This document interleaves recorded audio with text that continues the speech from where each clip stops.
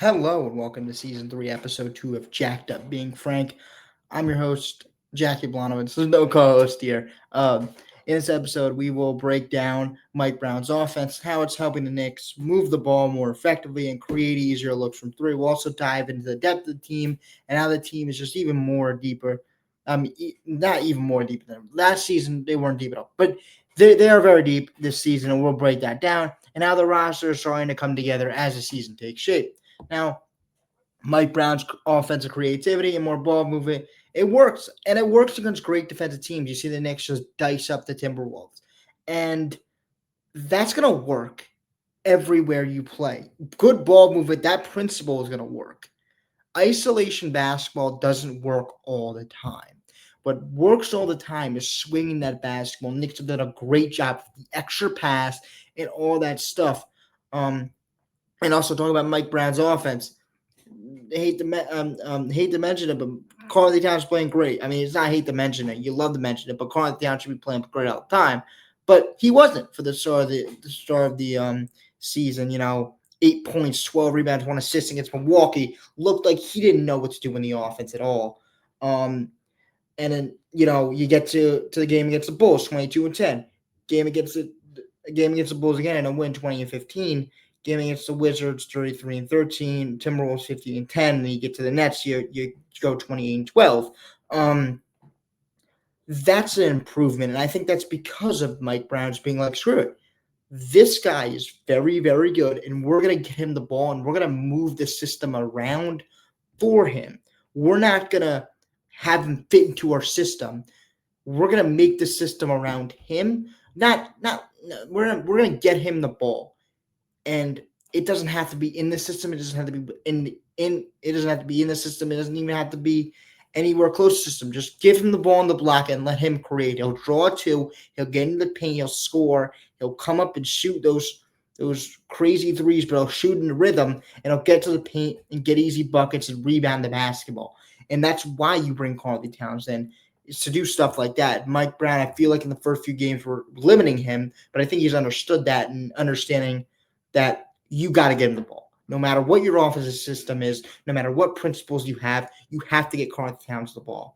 And that's number one thing you have to do. And he's done that. And I praise him because, that's one of the things you bring in Mike Brown too is adaptability. I mean, Thibodeau, he would always give Cat the ball, but, if a player wasn't in the system, they would never be in the system ever. Like, they would never be able, like I know Quentin Grimes, worst player, but he wasn't in the system at all. Like, he was just sitting in the corner, either doing a one dribble, pump fake dribble to the paint or just shooting threes. There was no system around. Like, he wasn't really in the system at all. But Thibodeau just decided not to attack, decide not to get him into the system, get him the ball, get him those open looks. So he just decided, what, screw it. We're going to do what works. We're going to have him have bad games because that's my system. That's my principle. But Mike Brown's been saying, screw it. You know what? We got to get Karl Towns involved, whatever it is. And we got to get him involved inside my system. And we got to get him the ball. We got to run plays for him. And that's what they've been doing. It's worked really well for them. Mikal thriving. I mean, and playing with so much better effort. I think that's one of my biggest things than the last regular season. Didn't play with any effort. It felt like he was limited in the amount of effort he was playing with. Now this season, he's diving the floor. He's getting defensive plays. Like, this is the Mikal Bridges they put 5 first-round picks for. I kind of just feel like we got to just scratch that regular season from last year. I'd love that just didn't happen because the regular season, it was just terrible. For what you give up for him. This season is great. He's taking the right shots. He's a good volume shooter. He's a great defender. Just consistent night in, night out. And that's what you need. Next to a guy like Brunson, just a guy who can consistently defend and is a consistent scorer night in, night out. And that's what he's turned into. And not a lot of people would think that last season, the way he was playing last season. People gave up on him. People were like, yeah, he's just a role player, whatever. The Knicks just failed in that trade. No, they didn't. They didn't. They might have, maybe still like it's a lot of picks, but the Knicks are coming around that trade, in my opinion. It definitely matters if they win the chip or not, but Mikel's definitely cashing on some of those picks that the Knicks traded for him. He's showing up. Knicks were going to get looks, and it's just if they're going to hit him or not, and they're going to get looks in the system and in Mike Brown's system. It's going to be if they can make them. And they've done a great job of doing that, and that's why they're winning. I mean, I know it's simple, but that's what's gonna come down to this season. If the Knicks will get looks, and they will get looks, and if they can hit them, and it's been a great job down the board of just making the shots that are given to you, and talk about making shots, and it also helps that you got Mitchell Robinson on the board, who came back, defender, rebounder, insane how he's rebounding the ball. The rebounding, extra opportunities, extra threes, extra twos, extra everything, extra threes, especially because, you give this Knicks team 2 chances to shoot a three. That's just bad math. It's not going to work. It's not going to work. You're not going to defend the Knicks doing that, giving them 2 threes in one possession. You're going to lose. So that's why you have Mitchell Robinson there to get those 2 threes up in the possession. So that's all the Knicks stuff I have to cover right now. Let's get into the Pistons. Man, Cade Cunningham looking like an MVP candidate. This true shooting does not look good for him, but I don't care. I couldn't care less.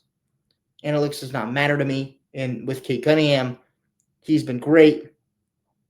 He just feels comfortable with the basketball. His pick and roll we'll get to with Jalen Duren, who's been amazing. That pick and roll has been great. And then they just have guys I know they were a team that, lost Malik Beasley for his gambling stuff.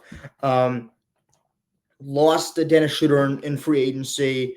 They were a team that, and they replaced him with Duncan Robinson and that stuff, but they really didn't get better this offseason. So I was very scared for them. But again, they came out here and they shut me up 8-2.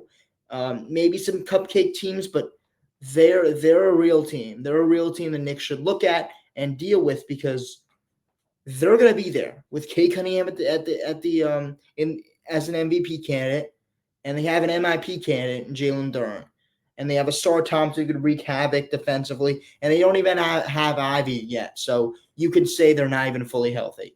And Tobias is out for a week or two. Yeah, I mean, just want to mention how crazy the Thunder are. Speed of not being healthy and being amazing. Thunder are amazing. And someone's going to have to stop them, because they're looking like they can walk. They're walking to the second 2P. It's hard, but, they look really, really, really good. It's impressive the way they're playing. Impressive the way Shea's playing. Just great stuff from them. Lakers, yeah, I mean, the Lakers, they had a tough game last time, but they've been really good. And I think it's all around Luka Doncic, the way he's an MVP candidate right now. 37-10 he's averaging. Austin Reeves, 37-10 he's averaging. Austin Reeves is averaging 30. So you see that, and then Aiden's been a very good pickup for them so far. Huge to get that big down low. They always needed one. Not saying that like 8 games in, you're really crowning Aiden as the center they wished for, but he could be, definitely could be. And they just have players around him. Rui Hachimura, Jared Vanderbilt, Marcus Smart, who's been a very good pickup, and they just have shooters around Luka, and they run it, and they don't even have LeBron yet. So speak of another team that is very good but not fully healthy. Lakers, for example. Not like they're going to go anywhere in the playoffs, but they're really good, and we got to give them credit there. The Spurs and Wembanyama, that is just Wemby is just ridiculous, and they've been really good. Stephon Castle's been really good in his second year. If it's not his second year. Devin Vassell's been good. You got De'Aaron Fox back. So speak of a team that was before not healthy and now is healthy, but it was still pretty good when they weren't healthy. Wemby's averaging 24 and 13. So and you just have good surrounding pieces in Barnes. So they've been a very good team. They've been a very good team. And speaking of another team that has been very good, Chicago. Giddy's always been. I've always felt like he can make the leap, and he's done it for the last few games of the last season and this season. He's been making a leap, and they just have guys around him. But Giddy's been a real player, and same with Iota Sumu. And Matas Buzelis. They've really taken the step up, and we'll see if they come back down to earth. But Buzelis was my guy this year. I think he was the guy that was like, this guy's going to take a step in his second year. So we'll see.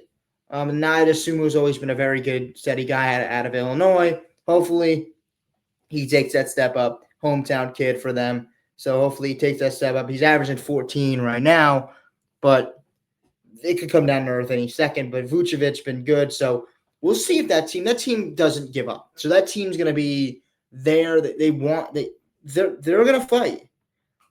So we'll see if they keep this record, but I don't think they do. But they're formidable. Like if I'm Knicks, I'm Thunder, Thunder really freaking. But your Spurs, Rockets, whatever, you see them on the schedule. It's not another cakewalk for you. You're gonna have to play hard against this Bulls team. Because they can embarrass you. They won't just beat you. They can embarrass you on a bad night. Even if you're a good team. Magic, they're going to be fine. I'm watching them tonight because I kind of want to get a gauge of them more, but they're going to be fine. Just need Bane to get going.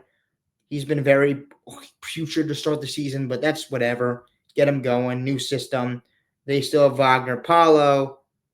And they're another team the Knicks need to look out for, but they're 4-6 to start the season. Don't think that will last. I think they'll get a little bit better. I think the defense will come around. And that's all I have today for this Knick of Time. Hopefully you guys enjoyed this. I'm coming out with another episode soon next week, and we'll get you back. Peace, have a nice day, and let's go Knicks.